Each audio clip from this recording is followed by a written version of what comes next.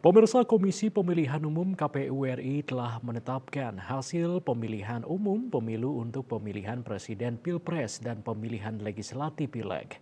KPU Badung masih menunggu surat pemberitahuan dari KPU RI untuk menetapkan jumlah kursi dan caleg terpilih di Gumi Kris. Ketua KPU Kabupaten Badung Gusti Ketut Gede Yusa Arsana mengaku belum menerima surat resmi dari KPU RI terkait penetapan jumlah kursi dan caleg terpilih. Jika surat sudah turun, akan segera ditindaklanjuti.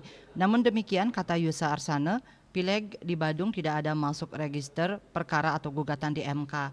Kecuali Pilpres, semua paslon mengajukan gugatan. Menurutnya, register perkara juga telah ditetapkan pada Sabtu 23 Maret lalu. Karena itu KPU Badung masih menunggu arahan dari KPU RI.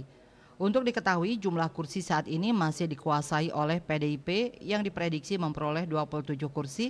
Namun dari raihan ini PDIP Badung telah kehilangan satu kursi jika dibandingkan dengan perolehan kursi saat Pileg 5 tahun lalu yakni meraih 28 kursi. Padahal pada Pileg Badung ada penambahan lagi 5 kursi. Berbeda halnya dengan Partai Golkar yang diprediksi berhasil meraih 11 kursi, pada Pileg 2019 Golkar Badung hanya mampu merebut 7 kursi.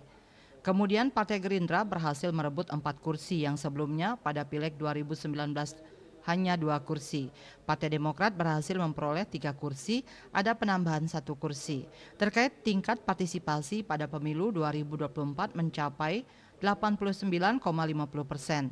Angka ini lebih tinggi dari pemilu 2019, saat itu partisipasi 82,54%. Bali Post melaporkan.